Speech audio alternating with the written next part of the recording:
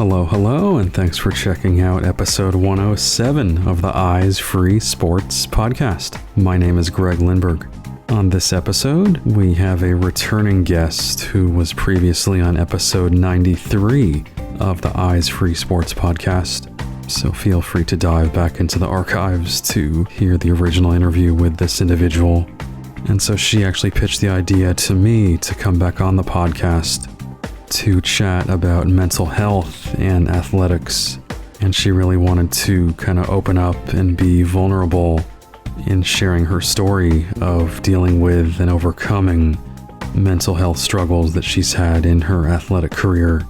And I think you'll really enjoy the insight that she provides.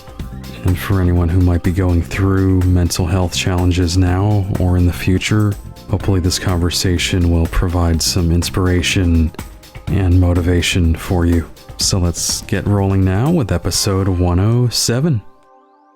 All right, so I would like to welcome back to the Eyes Free Sports podcast, Pearl Outlaw. And Pearl is a very accomplished multi-sport adaptive athlete. And Pearl actually reached out to me and pitched the idea of chatting a little more about mental health and athletics, kind of based on some experiences she's had in her life. Pearl, welcome back to the podcast.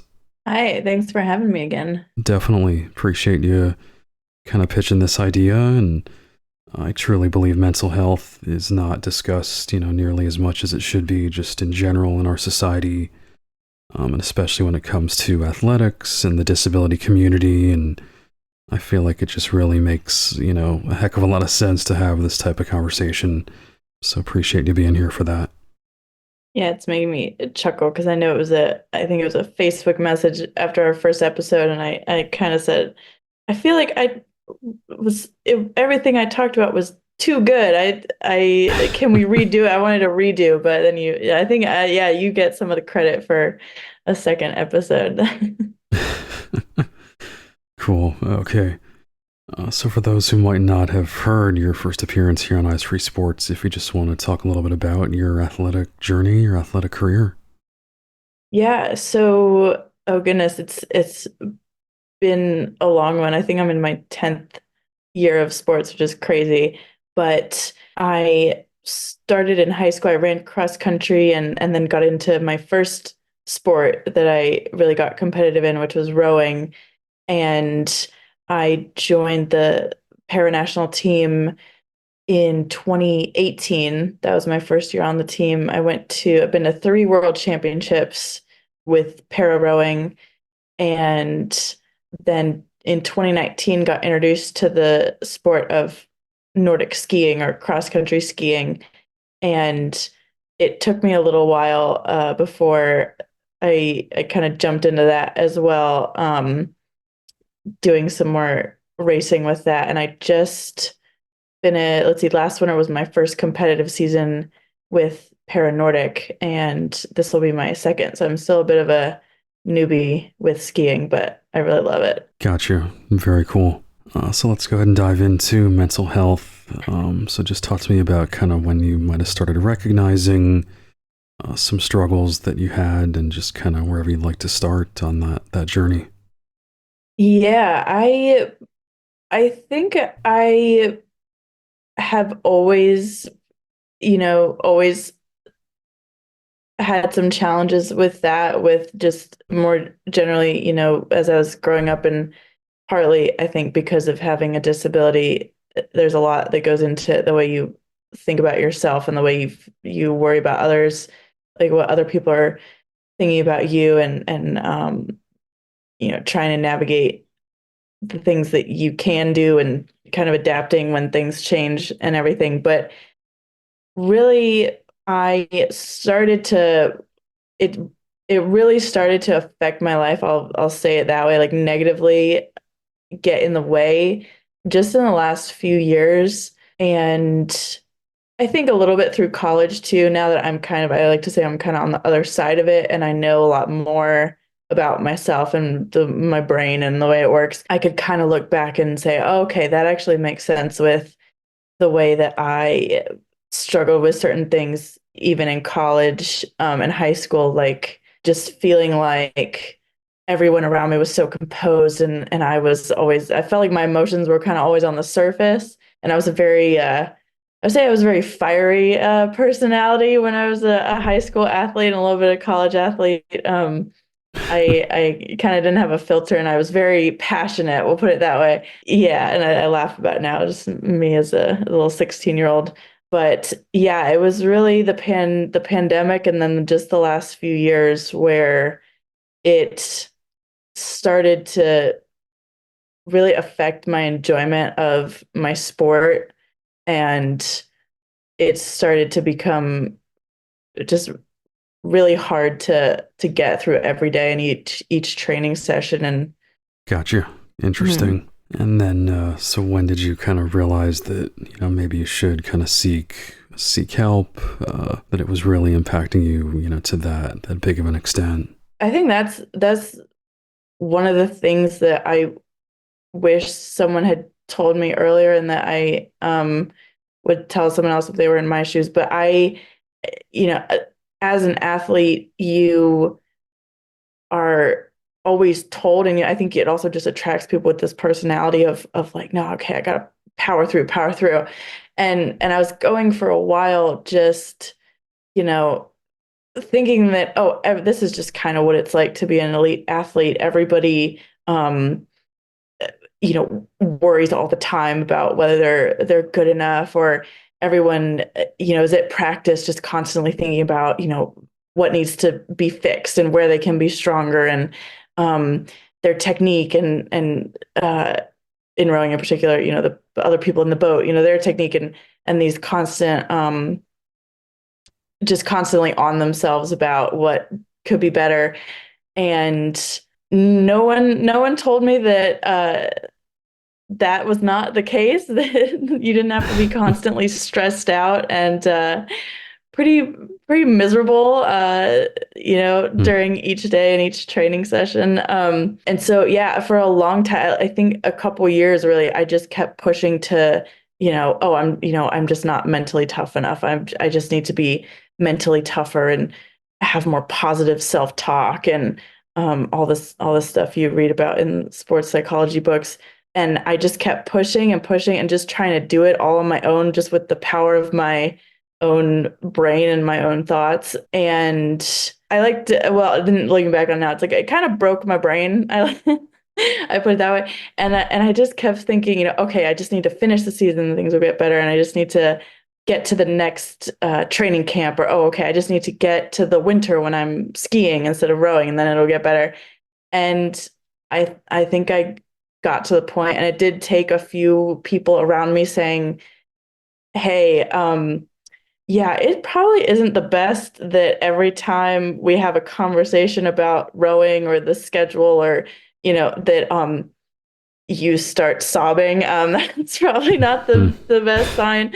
Um, and I think I just wore myself out so much that that is what it took for me to say, okay, I think I need a break, which is not that's not really where you want to be. You don't want to be trying to do it do it on your own for so long that you just wear yourself out. I'm smiling as I talk about it because it just makes me laugh now. But in the moment, it was a lot. It took a few weeks for me to decide that something needed to change. And definitely talking to others was a big part of it. Having other people say, hey, it's okay to need to stop for a second and step away. Right, right. And that is interesting. You mentioned that others, kind of initially did recognize your struggles. I know a lot of people out there, they have mental health challenges, but they're very much internalized. But in your case, you would say that others kind of pointed it out at some point. Yeah, definitely. I was, and I still am working with my same sports psychologist, and it was that, and talking it through with her and some other athletes that were actually outside of my sport. I think that helped just get somebody else's perspective, and because sometimes it's nice to have teammates to talk to, but sometimes it's like there's something nice about talking to people that have maybe been through the same experience but not in the exact same way. But yeah, and then one pivotal moment was, because I think people have helped without realizing it. This was last winter. I was at a training camp in January in Florida, and I initially was excited to go because I was like, okay, I've been skiing for a while. I'll go back. This will be fun. We'll be in Florida. And for the first 2 days, I'd never felt this way. I just remember going out to practice, and the coaches would check in every few kilometers, and there was just nothing in there. And I remember talking to one of my teammates just saying, because she could, and I have no poker face. I think that's the other thing. It's like, if I'm having a day, you can see it on my face. I am just not the best at that. And, Sure. um, and she pulled me aside and she was like, "Hey, are you good?" And I was just like, yeah, there's just nothing here. And I can't put a brave face on.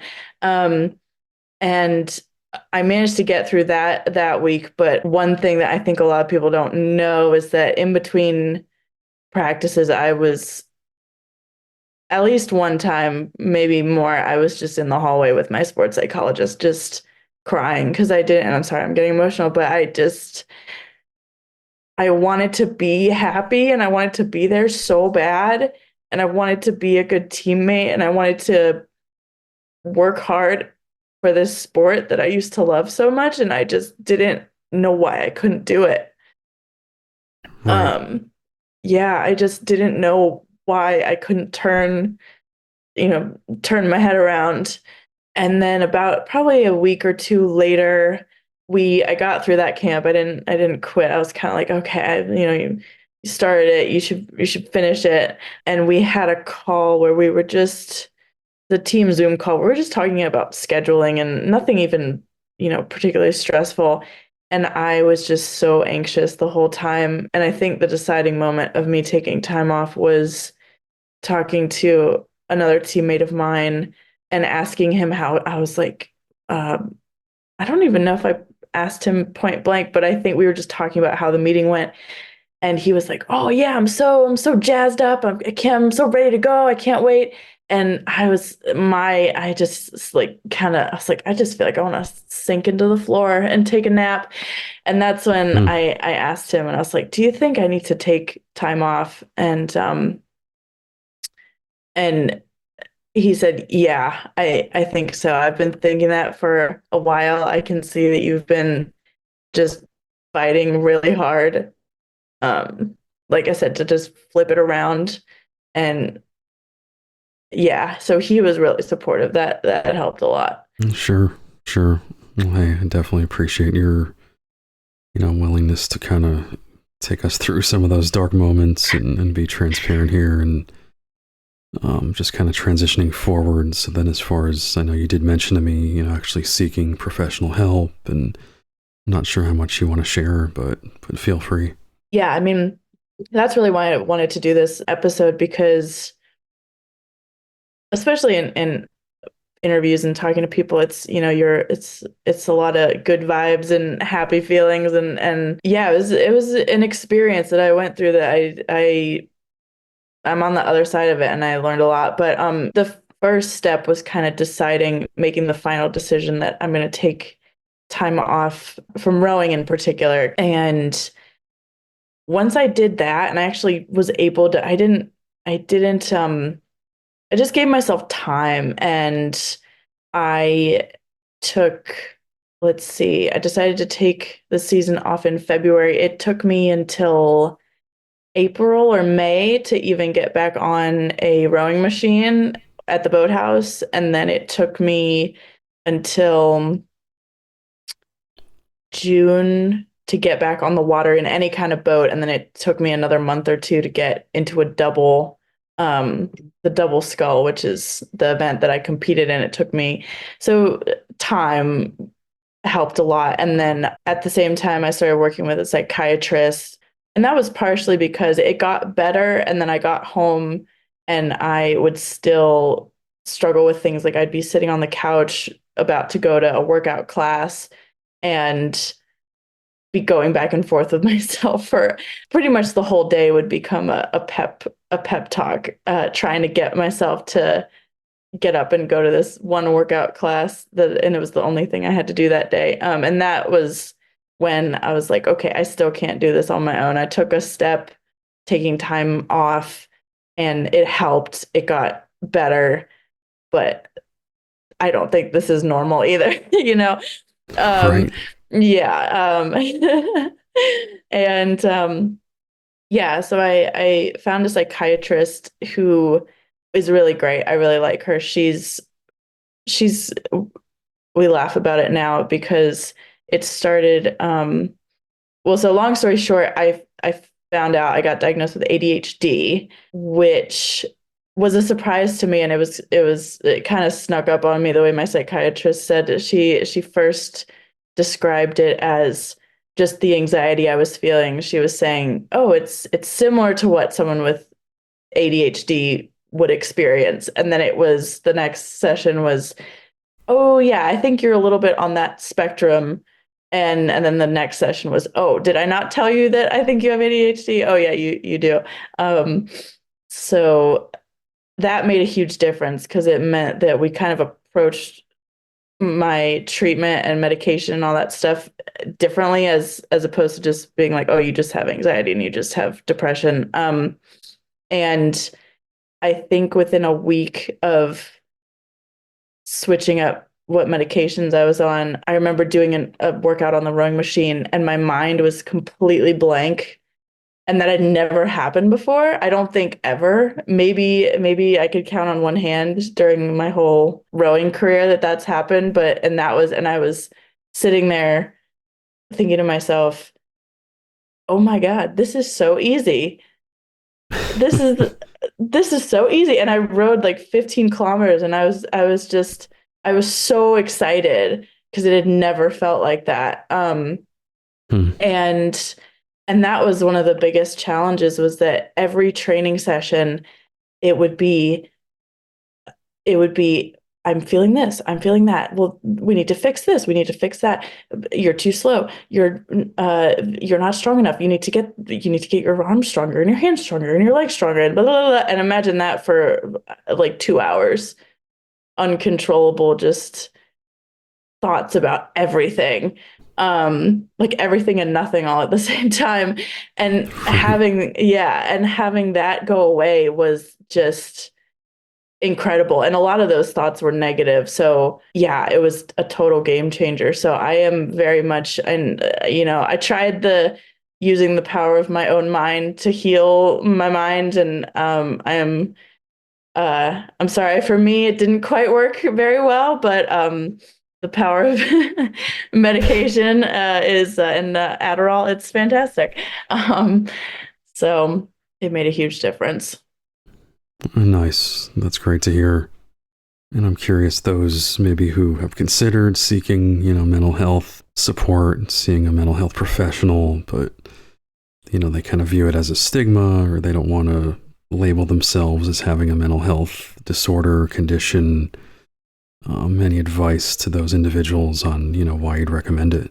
It was definitely hard, especially I think nowadays with social media, and it feels like everybody has some sort of thing going on. Everyone has a diagnosis, and I know I don't spend that much time on TikTok or anything like that. I don't know what the kids these days are talking about, but I know a few years back it was pretty trendy to have some sort of mental health thing going on, and with the attention deficit disorder. So me personally, I felt really weird saying that to people. And it's not like I walk around being like, look at me, I've got ADHD. But it's okay to to say that I'm not okay. This is getting in the way of my life and the things that I want to do, and I need help figuring it out. I think that's the biggest thing is that it's okay to admit that you're not okay, and it's okay to ask for help and ask for advice and ask people, is this normal? Because I think that's the thing is I kept telling myself, well, this must be what everyone else goes through being an elite athlete trying to train at this level. Everyone must just be miserable and they're just tougher than I am. And, that's not it at all. Yeah, that would be my advice is don't keep it to yourself. Don't feel like you have to. And it doesn't make you a weaker person. I think if anything, because I thought back and now that I am on the I know what it is and I'm managing it better. I look back at, those 3, 4 years and I'm like, wow, I can't even believe I made it as far as I did now that, the kind of thing where once you get sick and you forget what it's like to feel good. And then once you're healthy again, you're like, oh, wow, I, I was really sick. That's kind of what it is. You're like, oh, wow, I really had a lot of gunk going on. Yep. Because that thought too crossed my head of, oh man, if I had done this earlier, I wouldn't have wasted those years training and going nowhere. And I had to kind of flip it around and say, no, like it's pretty incredible that you were able to get where you got. And at the same time, you had all of that going on inside your head and you had no way to deal with it. So yeah, I would say that too, that it doesn't make you a weaker person just because you have things going on that you don't know how to fix on your own. You don't always have to do things completely on your own. Right. That's so true. Sometimes we just get in our head way too much and realize there are others out there that have been through things and, far worse than maybe ourselves. Or and there's, like you said, there's always someone, you can usually find someone to talk to, whether it is a family member, friend, teammate, coach. There's somebody out there that's going to be willing to listen. I'm also wondering if you learned any techniques as far as like meditation or breathing exercises or anything else that you want to mention just in terms of coping and kind of managing stress. Yeah, just this last because it's been, less than a year since coming back and I'm still kind of coming back. But I've found out that nutrition helps a lot, like a lot. Hmm. Especially when I'm getting because it used to be I didn't really put a whole lot of priority on it. It was kind of like when I'm hungry, I'll eat something. But especially protein, I find that when I'm actually tracking that and I hit what my body needs, it makes the anxiety way diminished, which I was surprised by actually. I did not even think that it was those things would be connected, but they are. And I'm sure if my mom was on here, she would say, well, that's obvious because she's seen me when I'm hungry and I can't function. So she would laugh at that. And also knowing that instead of trying to control and kind of force my anxiety to go away, which because I still have days where I wake up and I feel off or I feel like something's bothering me and there's no rhyme or reason. And instead of trying to tamp down those feelings and that just sensation, I kind of it's almost like it's just a thing that's there now that I just work around instead of trying to push it away and like stuff it down and make it go away. That's helped a lot. I think those are the two big ones. In my brain I feel like I have more. I feel like I have a whole bucket full of how I cope with it. But yeah, I think those are the two big ones. Yeah, knowing when to take a break. There have definitely been times when not even, just little mini if I'm feeling stressed out, I now can kind of take a step away, take a breath, turn around, give myself a little pep talk, and then go back to whatever I was doing. And I think that goes back to the just not feeling like you have to force yourself to keep doing something when it's not productive. You can just kind of turn around, take a breath, go back to it. Yeah. Exactly. Yeah. Hmm. And I really like what you said about just kind of recognizing your emotions, and it seems like you're much more in control of not only the recognition but kind of how to tamp those down, what to do now, versus not knowing what's causing this, and getting those answers I'm sure was big. Yeah, 100%. And having someone tell me that I don't love saying it this way, but that it wasn't my fault. I guess that is how it was because for a long time I just thought I was not good at doing what everyone else could do. So yeah, having someone say like, "Hey, your brain's kind of funky. It's a little off right now. It is actually, you know how to deal with a lot of this stuff. It's just that it's so out of control that you're not able to use those coping mechanisms that would usually help, and giving it a name as opposed to like you just don't know how to do anything right. Um, yeah, that helped a lot. Sure, absolutely. Okay, so then moving on to this recent event you competed in. So I believe it was the U.S. Paranordic Nationals event, right? Yes. Yes. Yeah, I definitely want to kind of get into your current state of athletics and this recent event. Yeah, so I it was US cross country nationals in Soldier Hollow, Utah, and it was a beast. I'll say that. It was probably one of the hardest courses, if not the hardest course in the world, and it definitely showed, especially for me. I mean, there were some really good skiers there, like best in the world, have been to the Olympics and the Paralympics, and it was really cool to have to be out on the trails with them and hear the way they ski. It's amazing.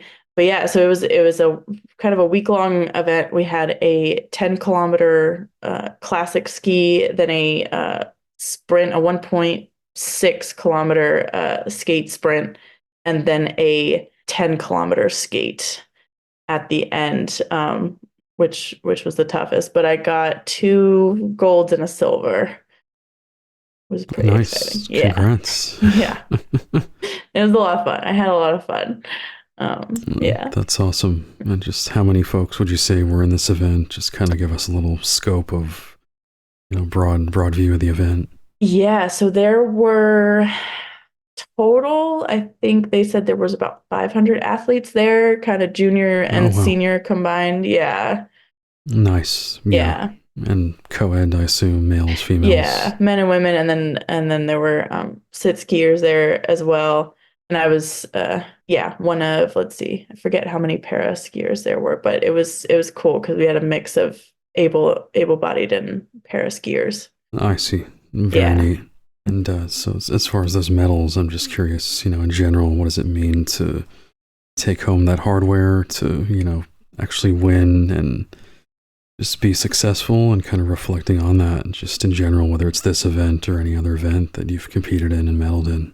Well, I hate to take away my own accomplishments, but I was first out of one, and then I was second out of two. So, but it still felt good to get a medal, and um, and I mean, yeah, it was especially the last day. Just the course. It was really more about finishing the course. I'd say, even though, yeah, because I wasn't really competing against anybody.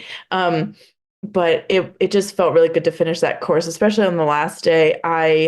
It was the way the cross country races are set up. It's usually laps. You do multiple laps of a certain distance. So the 10K was 3 laps of 3.3 kilometers. And there were, looking back at it with my guide, it was like there were no flats. You were either going uphill or downhill. You were either climbing or uh, not climbing. But yeah, so just finishing the course. And on that last race, the first lap, I I was feeling really good going into it, just energy wise. And then as soon as it started and we started that first climb, which was a really long, probably like 5 minute climb, I was like, oh man, I do not know if I'm gonna finish. I don't know if it was just fatigue from the week or what, but yeah, that first lap, I was like, I might have to pull off on the side and to my coach and be like, I can't finish. And then I had this moment of, well, I can either pull off and give up, or I can keep skiing. And if I'm really this tired, I'll just eventually fall over somewhere and they'll come get me. So I kind of had this mindset of like, okay, just ski a little further. And then if you collapse, then it's fine. You didn't give up. You collapsed. But I Right. managed to, it was like the first lap went by and I was like, I don't know if I can do it. And then I made it through the second lap And then by the time the third lap came on, I was like, I'm gonna finish this GD race. If I have to walk up the last hill, I'm gonna finish it. And yeah, and so that felt really good. And I remember, going to my coach and I was in tears. I was like, that was so hard. I really wanted to quit. That was the hardest thing I've ever done, which was the truth. And she just kind of let me have that and was like, yeah, you can do hard things now. Uh, and that's kind of my running joke is like I'm not the fastest skier, but I sure can suffer. I know how to suffer real well. So it was a lot of Yup. fun. Yeah. Nice. Yup. And so the guide you had for this event, is it someone you've had before? And just talk to me about the guide. Yeah, absolutely. Yeah. So his name is Brian O'Neill. And I met him last winter through an adaptive ski group that I was training with. And he guided me at Biathlon Nationals last winter. And he's actually going to guide me at a race coming up here in February in Montana. So Oh, um, nice. yeah, he's great. He just wants to as much guiding as he can get, which is helpful for us because guides are that's the hardest part of racing is coordinating with the guide. Yeah, but I'm Right. excited to race with him again. Very cool. Yeah. Yeah. So I know you mentioned that the event in Montana. Anything else on the horizon? Just kind of looking forward this year here in 2024.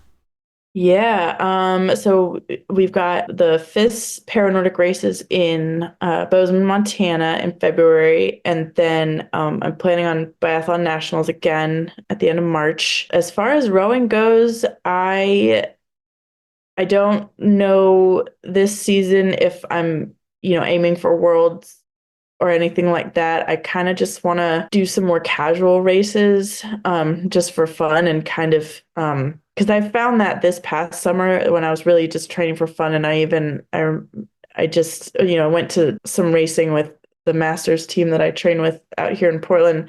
Um, and I just remember I just had a smile on my face the whole time. And that was even a new thing for me. I was like, I can't remember the last time I had this much fun just being out at a race Hmm. in a long, long time. They're usually so stressful. So that's really what I'm looking forward to. Getting out in my single a little bit more and doing some racing just for me. And I think that's what I'm ready for now. I don't know if I'm ready to jump back in to national team stuff quite yet, but yeah, whatever I'm doing, I know that I like getting stronger and I like what I've been doing in the weight room. I like getting faster. I like getting out with the masters team and racing. I like racing. I love racing. And that's what I want to do. And I want to do it for me. That's the main thing. Sure, sure, Yeah. definitely. And hey, I know you mentioned the smile on your face, and it sounds like you've definitely made a lot of headway, just in terms of some of your struggles. And it's really great to hear your success story here. Obviously, a lot of things are kind of an ongoing battle, but it sounds like you really made a lot of progress, which is awesome to hear.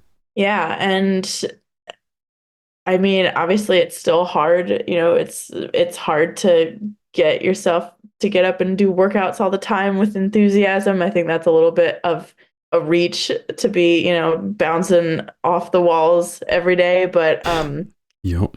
it has definitely just training has gotten so much more enjoyable, and I feel like it's some of the best work I've put in ever. And that's really all you can ask for is that, it's good work and you enjoy it most of the time. Sometimes it just hurts, but Right. um, yeah, it's definitely great. And yeah, now I know that, when I have a dip, I've, got people around that I can reach out to and say, "Hey, let's figure this new thing out." So, Exactly. yeah. Yep. Just having that network, having those resources, so important. Yeah. Yeah. And doing what you love. That's the thing too. It's like I didn't know if I was gonna go back to rowing at all. Hmm. I had no idea if that was gonna be the end, and just something I'm gonna get happy tears now. something just brought me back to it, and it started one day at a time, just saying, I think I'd like to go get on the rowing machine and see what happens. And so there's a reason. There's a reason that I'm, back in the boat, and there's something to be said about that. Right. Absolutely. I'm sure, you had a lot of anxiety leading up to that, but so glad you decided to get back into it, and I'm sure it's even more rewarding now than before. Yeah. Yeah. Nice. 100%. That's awesome. Alrighty. Well, again, we've been chatting with Pearl Outlaw here on Eyes Free Sports, and Pearl, thank you so much for taking the time to do this, and in particular, just being so transparent and willing to share your struggles. And obviously, so many folks out there, deal with a variety of mental health challenges, some much more than others. So really hope your story can help inspire someone to potentially get help or just kind of reevaluate their situation. Yeah, thank you for having me. Absolutely. Alrighty, take care. Thanks. To hear more episodes of the Eyes Free Sports podcast and to subscribe, search for Eyes Free Sports on your favorite podcast platform or visit eyesfreesports.com. Be sure to follow the Eyes Free Sports podcast at facebook.com/eyesfreesports and on Twitter @eyesfreesports.